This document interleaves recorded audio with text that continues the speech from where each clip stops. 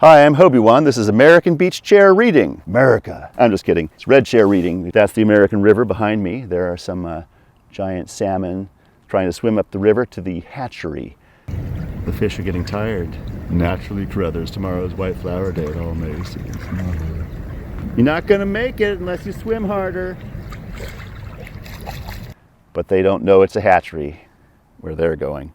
I'm reading the Black Book of Secrets by F.E. Higgins. We are on chapter 32, fragment from the memoirs of Ludlow Fitch. Let's go. After Polly left, Joe took out the brandy and 2 glasses and set them on the mantel. Then he sat down heavily and closed his eyes. Now we must wait, he said. Are you expecting someone? Perhaps. Should I fetch the book? Not yet. I sat at the table. What else could I do? I was trembling. I had been all day, and my mouth was dry. I heard the church bell ring every hour. Midnight came and went, and all outside was still. My lids became heavy, and I rested my head on the table and began to doze and then to dream. I was running for my life. I knew there was someone behind me, but I couldn't see who it was. Every time I looked back, I was blinded by a glinting light that came out of the darkness. My lungs were screaming and my legs were leaden.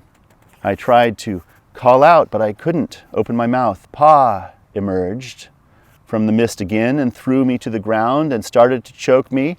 I could hear Ma and someone else running toward us, their footsteps pounding like hammers. I woke, shaking with my heart racing, but the hammering continued. Someone was banging on the door. Joe was already in the shop. I knew who it was. There was only one man in Pegasus Parvis who would feel the need to make his presence known in such a heavy-handed fashion. Jeremiah Ratchet. I ran through and saw Jeremiah's huge silhouette blocking out the light from the moon. His fist was raised, ready to come down again, but Joe was already there and opened the door so quickly that Jeremiah fell in.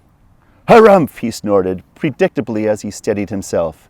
Ah, Mr. Ratchet, what a pleasant surprise. Jeremiah planted his feet firmly on the shop floor and took a look around as if he was claiming the territory for his own. He saw the frog. And for a second, the 2 creatures eyed each other with interest. Though Salukis waned first. Then he pitched his way past and went into the back room. Joe went after him. I slipped in and sat at the table and shrunk against the wall, trying to hide in the shadows. Jeremiah stood at the fire, warming the seat of his pants. He folded his arms and wrinkled his nose, as if the place had a bad smell. Joe poured a couple of brandies, large and small, and handed the large one over to his visitor. Jeremiah drank it in a single gulp. Mr. Zabadow, he said, I'll come straight to the point. I am not the type to mince words. I believe in saying what's what. And that is? Joe was strangely calm, but my stomach was turning over and over. You had me foxed for a while, but I've worked it out now. I know your game. He waited for Joe to respond. Oh, that's not good. That was not my plan. Oops, my little stand just fell over. Back to the reading. Mr. Zabadow, he said, I'll come straight to the point. I am not the type to mince words. I believe in saying what's what.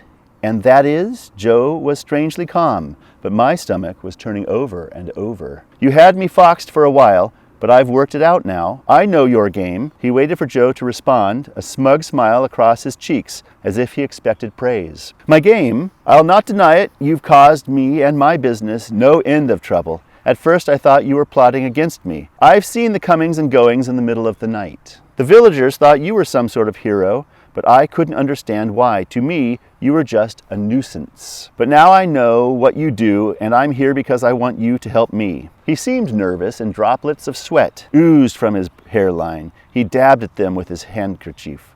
What? I exclaimed before I could stop myself. I looked at Joe. You don't believe this, do you? Joe signaled to me to be quiet. How can I help, Mr. Ratchet? Jeremiah sighed deeply and sat down heavily, wedging his quivering posterior into the armchair. Then, to my astonishment, he began to sob. It was not a pleasant night. I wish to unburden myself of a terrible secret, he mumbled through his tears. I didn't know whom else to turn to. You are the only one who can help. I could hardly contain myself. Ratchet wanting to confess? Ratchet sobbing? This had to be some sort of trick. But Joe carried on as if this behavior were completely normal. And how can I do that? Asked Joe kindly. Jeremiah looked out through his chubby fingers. With the book, he said, the Black Book of Secrets. I shook my head in disgust.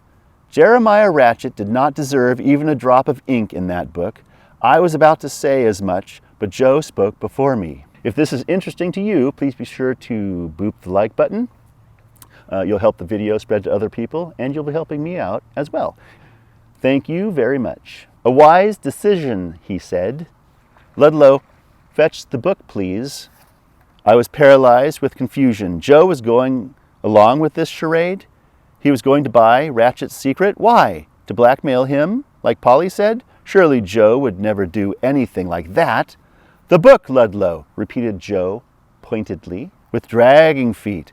I went to fetch it, aware of Ratchet's eyes on me all the time. I pulled the book out from under my cushion and was about to lay it on the table when, with a loud sucking noise, Jeremiah launched himself from his chair and came right at me. The speed of his approach was surprising. His bulk gave him great momentum, and I put up my hands to shield myself. Jeremiah threw himself against me and with a violent shove sent me crashing into the table. Out of the corner of my eye, I saw the book spin off toward the ceiling, its pages flapping and turning. And then a huge swollen hand reached up and snatched it from midair. Jeremiah Ratchet was in possession of the Black Book of Secrets. That's the end of chapter 32. Thank you for joining me on this fine, fine morning. I'll catch you again in chapter 33. Bye.